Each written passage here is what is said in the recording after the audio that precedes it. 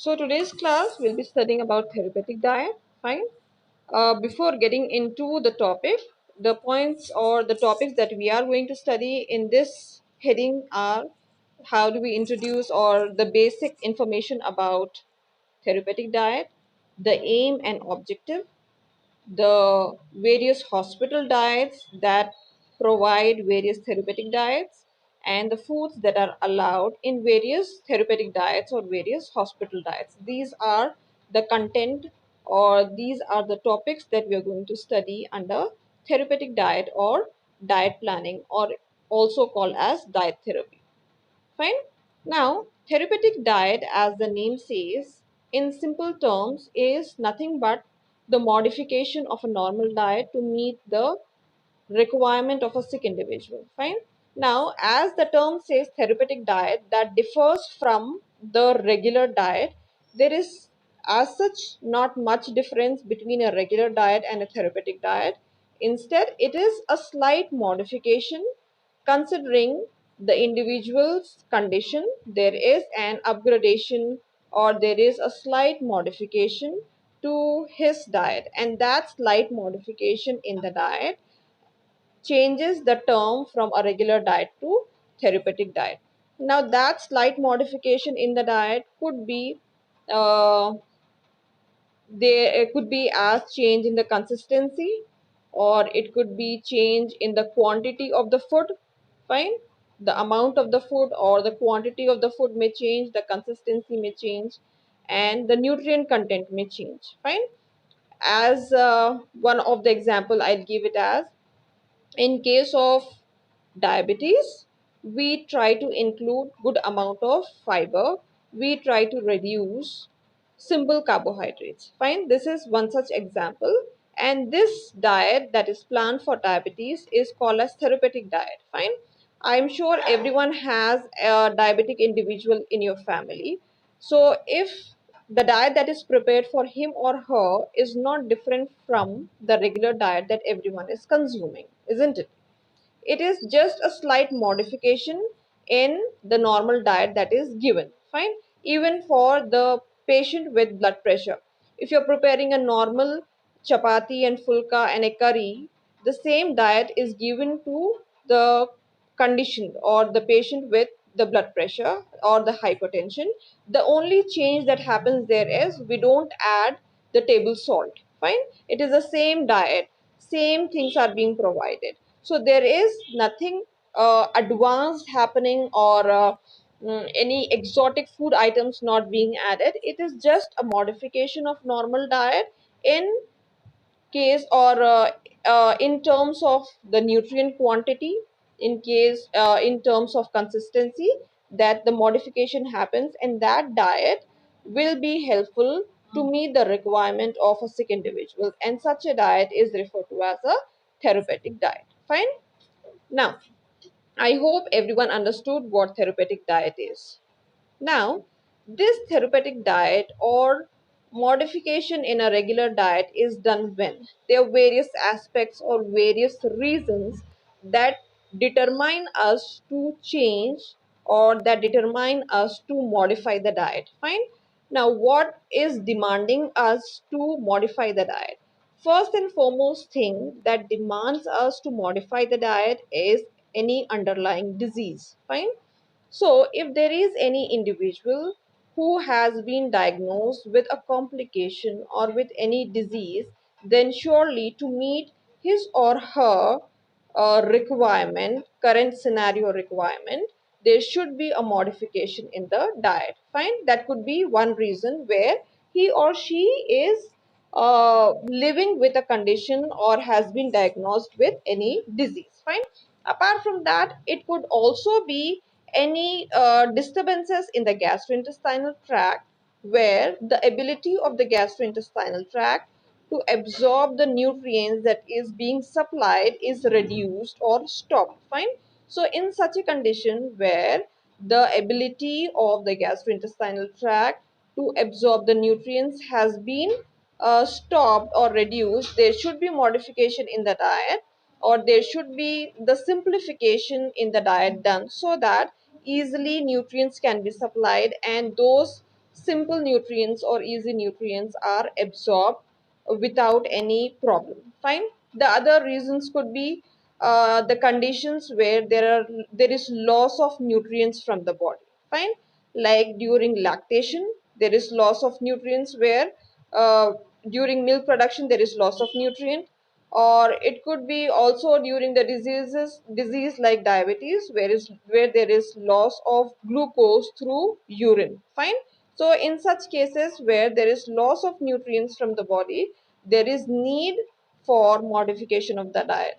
In cases of food allergy or any neurological disorder where the individual cannot determine or cannot identify what he or she is eating, in such cases this therapeutic diet is suggested. It is also suggested in cases where the production of HCl in the body is reduced or it is completely stopped. In such cases also there is suggestion of therapeutic diet. Fine. So these are the reasons when a normal diet is modified to therapeutic diet just to meet the requirement of a sick individual, so that his or her body demands or body's needs are met and he gets recovered faster. Fine. Now, moving on to the next slide, we will discuss aim and objectives. Now, when we are planning a therapeutic diet, fine. Now we have decided, we have got to know that this individual has got some issue or has got some problem. So there has to be a modification in the diet. Now that is very clear. Now, before you plan or before you set the diet or a therapeutic diet, there should be some objectives behind planning of that diet. Now, the aim or objective of therapeutic diet is what? To maintain, the first and foremost thing is to maintain a good nutritional status. The individual, most of the sick individual are malnourished, or if not malnourished, they have deficiency of few nutrients due to the current underlying disease or due to improper absorption from the gastrointestinal tract or various reasons that we studied just now. Fine. So our aim or our purpose of modifying a normal diet or preparing a therapeutic diet is to provide good nutritional status. Fine, that is the first objective or first aim. The second one being to correct the deficiencies. If he or she has any deficiency, be it micronutrient deficiency, mineral deficiency, so our aim is to add such foods in the diet where his or her deficiencies are corrected, and rest has to be provided to the body. Rest as in, the food should not be complex food, or we have to check with the consistency, and we have to plan the diet so that when he or she consumes the food, it doesn't become difficult for their body to metabolize or to carry out with the digestion and absorption process. Fine. So our aim is to provide rest to the body. If not rest to the entire body, then providing the rest to the organ that is affected. At least to the organ that is affected, the rest has to be provided. Now, the other objective includes maintaining the proper metabolism. When there is therapeutic diet provided, or when there is change in the diet happening, that should not interfere with the normal metabolism of an individual. The metabolism that had been taking place since beginning should be the same even with the therapeutic diet. Fine. And the sick individual should not feel lonely or gloomy, so his social and psychological needs has to be met, and that is met how? By providing the same diet or the same meal that everyone is consuming. So when you are providing the same diet or the same meal that everyone is consuming with a slight change or slight modification in the meal, then he or she will not feel psychologically or socially isolated. Fine. And it also helps, it also helps the one who is planning the diet, that doesn't become hectic onto the chef or to the person who is cooking for the entire family. Fine. Now, this therapeutic diet is provided just not to meet the nutrient requirement. Fine, just not to meet the nutrient requirement, or just not considering the nutrient quality, the diet is considered. There are various other aspects that are there in the diet, such as antioxidants that you had studied last year. Fine, due to the presence of antioxidants, various detoxifying agents that remove the toxic material from the body, various blocking and suppressing agents are there. So all these components along with the nutrients help in maintaining or help in the recovery of the individual. Fine. No doubt medication plays an important role in the recovery of individual, but unless and until a proper diet is provided, the medication also will not work. You must have experienced if you have undergone even a simple condition like fever or flu, unless and until you take a proper diet, even though you are consuming medication, the body will not respond or the body will not recover. Why? Because the diet, a good diet, will help in managing the medication that is being provided, or helps in the recovery of the individual, and it improves the gut flora of the individual. Fine. When the gut flora improves, as soon as the gut flora improves, there is change in, or there is improvement in the health of the individual. Fine.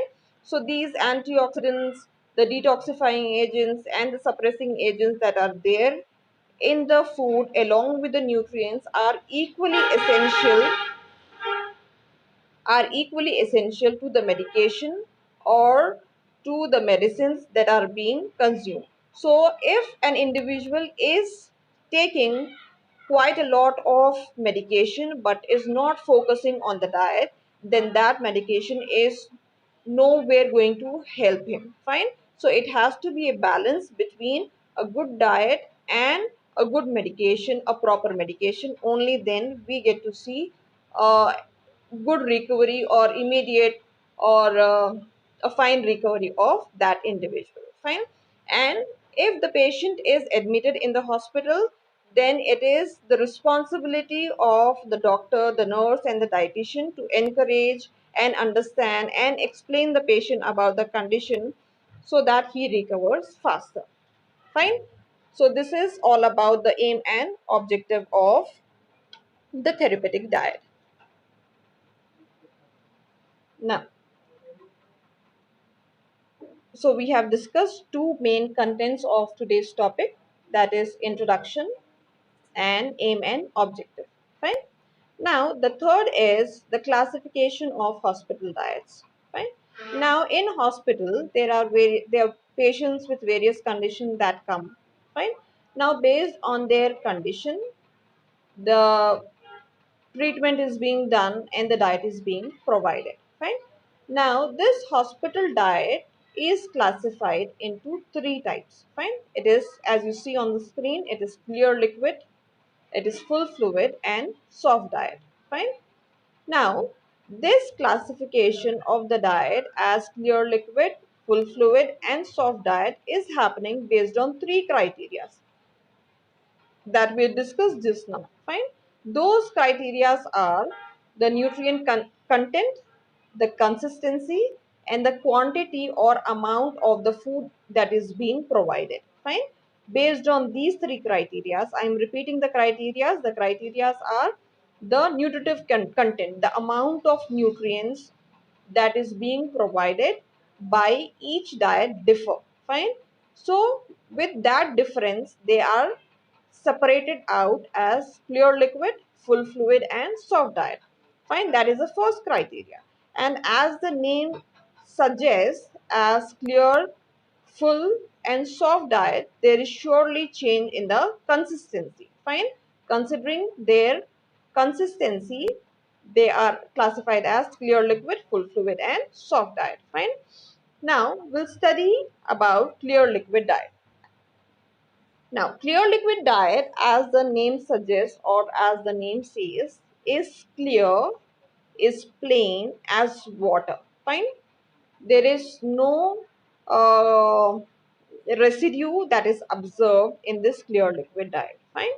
Now, uh, all these diets, especially the clear liquid and full fluid diet, that is the diet number 1 and diet number 2, which are liquid in consistency, are mostly given in cases of acute infections or inflammation or pre or post operation. Anyone who has to undergo operation or who has undergone operation. Fine, understanding? So, in the conditions where there is inflammation, in the conditions where there is inflammation, so in the condition where there is any inflammation or infection to the gastrointestinal tract, especially colon or rectum. Fine. The reasons why we are providing or why we are suggesting a clear liquid or full fluid diet. These are the reasons. So when there is any inflammation or infection to the gastrointestinal tract, especially colon or rectum, or if the individual has to undergo any surgery or has undergone any surgery, or due to any underlying disease, the individual is observing symptoms as nausea, vomiting, and anorexia. So, in such cases, this clear liquid diet is suggested. Fine. Now, the drawback of this clear liquid diet is this is not providing nutrient quality. Fine. So as it is clear and it is liquid, it is not providing calories, not much protein, or important vitamins or minerals are not being provided. So because it is not providing, because it is not nutritionally adequate, this diet cannot be continued for more than 2 days. Fine. And within those 2 days also, the amount of liquid that has to be provided initially should not increase 30 to 60 ml per hour. Fine. So you imagine an individual who has underwent any surgery. Now he has to be provided with any diet. Considering clear liquid diet, we start by giving 30 to 60 ml of any clear liquid per hour. Then we can increase the quantity of the meal or the content based on his or her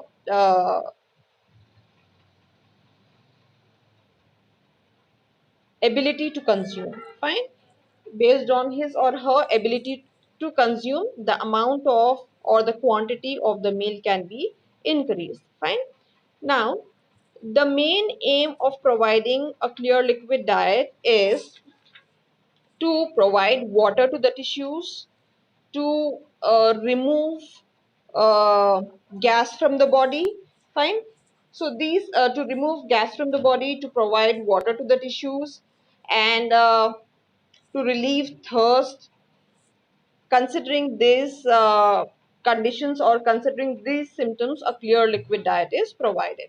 So when a clear liquid diet is subjected or given, it provides not more than 300 kilocalories per day, and there is no protein or no vitamins or no minerals that is being provided.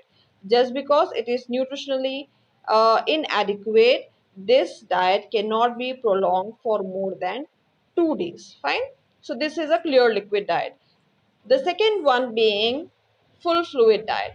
Now, full fluid diet, one point I missed in clear liquid diet is the diet is so clear and there is no residue that even milk is not permitted in clear liquid diet. Fine. Whereas a full fluid diet is the one where the food or that is liquid in consistency or that becomes liquid when reaching the stomach is referred to as a full fluid diet. Understanding?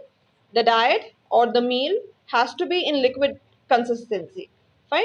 The food that is liquid in consistency or that becomes liquid on reaching the stomach is referred to as a full fluid diet. And in this diet, milk is allowed and milk is permitted. Fine.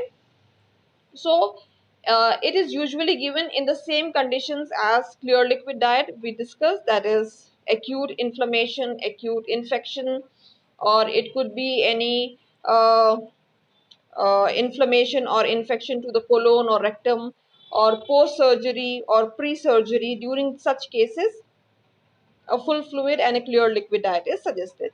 Now, this full fluid diet is also suggested during diarrhea and nausea and vomiting, where the individual finds it difficult to consume the normal diet or the soft diet. Fine. So, in such cases, this full fluid diet is suggested. And this, as the statement says, it bridges the gap between the clear liquid and soft diet. Fine. It bridges the gap between the clear liquid and soft diet. And as I told you, that milk is permitted in this diet, and it has to be something like soups, thick soups, and something like curd, and as the picture says, various broth, fruit juices, all such foods are included in this full fluid diet. And if you plan the diet with utmost consideration, considering the individual's condition and various foods that are allowed, and the planning is done effectively, then the meal provides around 1200 kilocalories of energy and 35 grams of protein. Fine. And I have been discussing about